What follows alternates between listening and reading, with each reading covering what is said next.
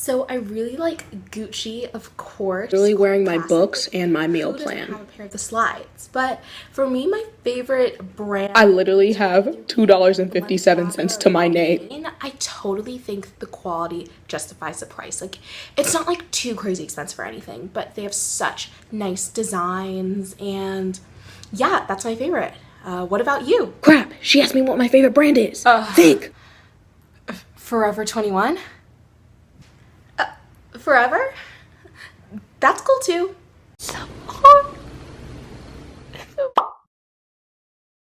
Hey guys, I'm Fetchy, and today we're going to be talking about not being rich at boarding school and clearing up stereotypes about students and money at boarding school. Because I know there are a lot of stereotypes, and I believe them before I went to Phillips Exeter, which you probably heard me say several times.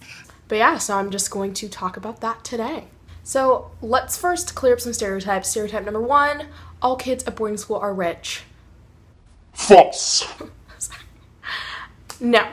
There's tons of kids on financial aid. I would say about 50% are, and a lot of them do get like full rides, and like I know I got significant fin aid when I was at Exeter. So completely false. Not everyone at boarding school is rich. However, a lot of them are very rich.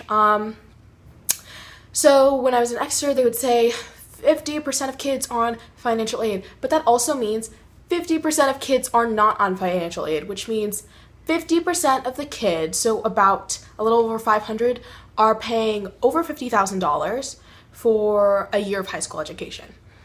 So not everyone at boarding school is rich, but there are a lot of people who are. So now that we know not all of the kids at boarding school are rich, let's talk about the culture. So another myth is that the culture is like everyone's wearing Polo Ralph Lauren. International students will wear their Gucci, and while that is true to some extent, I wouldn't say like you need to wear Polo Ralph Lauren on Mondays, Gucci on Tuesdays. It's like not like that. So that is another false stereotype.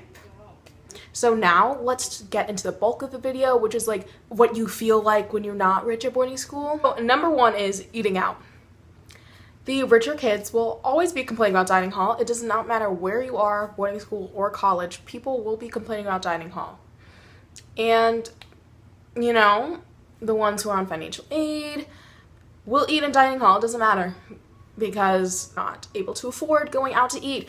And it's really awkward when you have rich friends because I also want to add that, yeah, sometimes your rich friend will like treat you, and that's okay from time to time.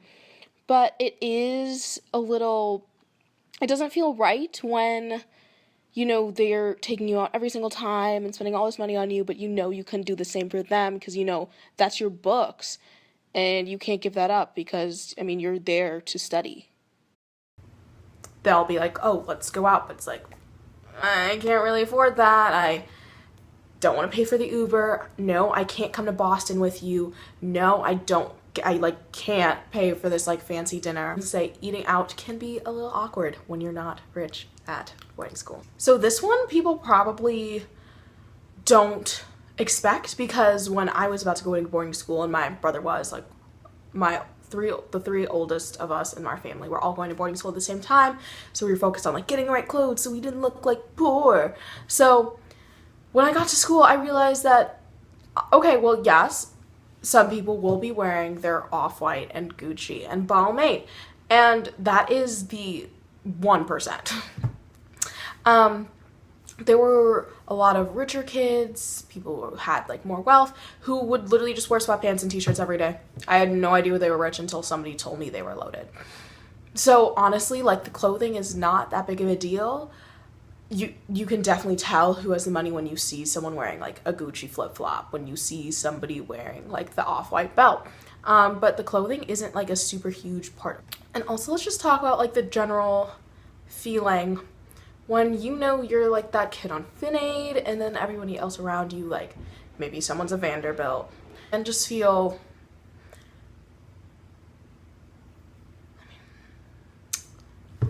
I don't want to use the word inferior because I wouldn't say that people on fin aid like feel like inferior, like they are above me, but it's like You're like, a lot of people see the blessings I have in my life, and I know I'm so blessed to have what I have. I'm living, I'm breathing, thriving. But it's just like, you look out and you see these people really living these lives that just seem so distant.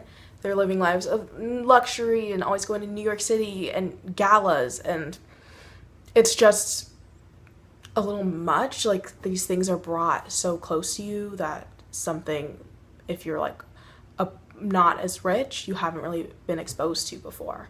So I would say that's just makes things a little, it's a weird dynamic. Yeah. So if you're at a boarding school right now, you'll probably relate to this more, but if you're not, this is probably something you didn't think about, and that's disciplinary cases. When a kid was caught drinking or doing whatever, the rich kids will always get, like, they'll always get cut slack, and it's a trend that almost everyone on campus notices. For example, there was a girl, rich family. She became a heavy cocaine user and also got pregnant, and the school was going to kick her out because they were like, this is not what we want. This is not a person we want to represent our school. But the family paid double the tuition, they paid the school double the tuition so that she could stay and finish the year. Like, she'd already finished part of the year and they just wanted her to finish that year. That could not happen if it was a kid on Fin Aid. They would be gone. So that is something to note. Now let's talk about the actual attitude of some of these wealthier kids, wealthier students. Yes, some of them will brag about their wealth, find a way to bring it up, dress in a way that makes it very, very obvious. But that is the 1%. The majority of the kids who are not on Fin Aid, super kind people, are invested in their education. Some of the rich people will not care as much because they have that safety net that the rest of us don't have. But a lot of them really do have that drive, which is awesome. And super nice, super cool, funny, relatable people. And, some of them are a little woke, which is nice as well. So I would say that is a myth about the culture, that all the rich people are in your face, obnoxious, and don't care about their education because they can just transfer to the next school. That's some of them. Granted, stereotypes are based in some truth, but not the whole truth. And I would say overall, not being rich at boarding school, it can be a little weird. It's a little hard if you want to eat out, if you want to go on trips, but you obviously can't afford it. Books, paying with a stipend for other things. But overall, it's still a great experience. You meet amazing people. And honestly, most of the rich people I met were extremely nice and friendly people. I hope that was a little eye-opening and just breaking some stereotypes that I know a lot of people have about boarding and prep schools. And yeah, so I hope you guys enjoyed. Bye.